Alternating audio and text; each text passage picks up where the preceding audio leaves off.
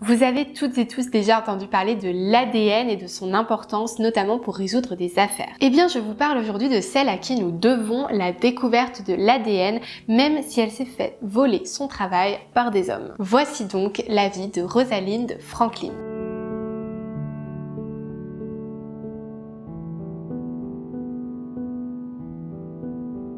Rosalind naît en 1920 à Londres dans une famille plutôt aisée. Elle est élevée dans un environnement qui encourage clairement les études et la curiosité intellectuelle. Du coup, dès son plus jeune âge, elle va éprouver un intérêt pour la science et en particulier pour la chimie qui la passionne vraiment. Elle va d'ailleurs étudier la chimie à l'université de Cambridge où elle va obtenir une licence avec distinction. Malgré ses réussites académiques, Rosalind rencontre des obstacles en tant que femme, évidemment, dans la recherche scientifique. Elle a d'excellents résultats et une très bonne réputation, mais elle est refusée pour des postes de recherche, mais aussi des bourses d'études, parce que justement, elle est une femme. Cependant, Rosalind est vraiment déterminée à poursuivre sa passion pour la science. Elle va donc trouver un emploi à l'unité de biologie moléculaire de l'université de King's College, donc à Londres, où elle va se concentrer justement sur la recherche autour de l'ADN.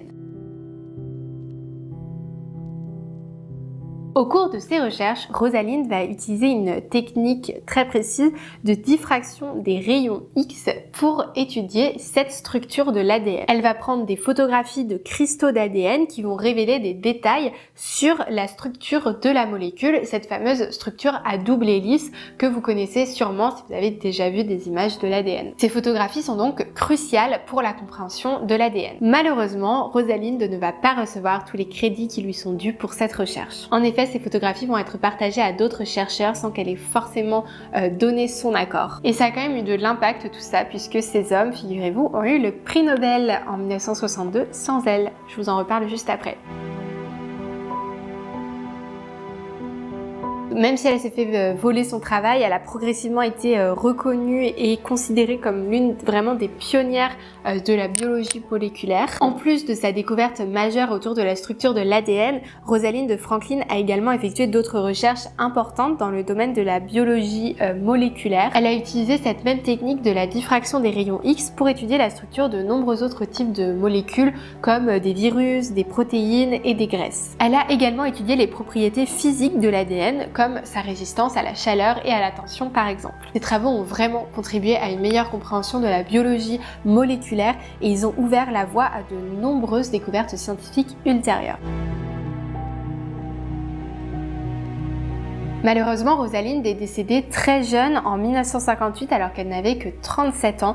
Elle est décédée d'un cancer de l'ovaire qui est probablement lié à l'exposition aux radiations lors de ses recherches. En 1962, elle aurait donc pu recevoir le prix Nobel de médecine à titre posthume pour sa découverte de l'ADN. Cependant, ce prix va être attribué aux 3 hommes qui ont volé et se sont attribués ces travaux sans aucune reconnaissance ni mention de Rosalind Franklin. Elle obtiendra une reconnaissance beaucoup plus tard dans les années 2000 et heureusement beaucoup d'hommages et de distinctions lui seront alors rendus. Mais c'est quand même très triste de se dire qu'elle est décédée sans savoir à quel point elle avait révolutionné la science par sa découverte. En résumé, Rosalind Franklin a été une femme scientifique incroyablement talentueuse qui a fait des contributions très importantes à la compréhension de la structure de l'ADN et de la biologie moléculaire. Malgré tous les obstacles qu'elle a rencontrés en tant que femme dans le domaine scientifique, elle a poursuivi sa passion pour la science et a laissé un héritage durable dans la recherche. Elle est un exemple inspirant pour les scientifiques et en particulier les femmes qui cherchent à poursuivre leurs rêves malgré les obstacles. Mais on sait à quel point les femmes sont moins présentes dans le domaine scientifique, notamment parce qu'elles ont moins d'opportunités, qu'elles sont moins poussées vers ces études. Donc c'est très important d'avoir ce genre de modèle pour montrer notamment à des petites filles que c'est possible d'être une grande femme scientifique et pour avoir plus de femmes dans la proportion des scientifiques. Merci beaucoup en tout cas d'avoir regardé cette vidéo, j'espère qu'elle vous a plu. J'ai d'autres vidéos sur ma chaîne YouTube pour découvrir des histoires de femmes assez extraordinaires. Si la vidéo vous a plu, pensez à mettre un petit petit pouce bleu et à vous abonner à ma chaîne. Je sors une vidéo tous les dimanches. Je vous invite aussi à me rejoindre sur Instagram pour suivre du contenu d'actualité féministe et LGBTQ+. Je poste quotidiennement. Et si jamais vous voulez me soutenir financièrement, vous pouvez également vous abonner à mon Tipeee. Merci en tout cas d'avoir regardé cette vidéo jusqu'au bout. Je vous dis à la semaine prochaine. À très vite.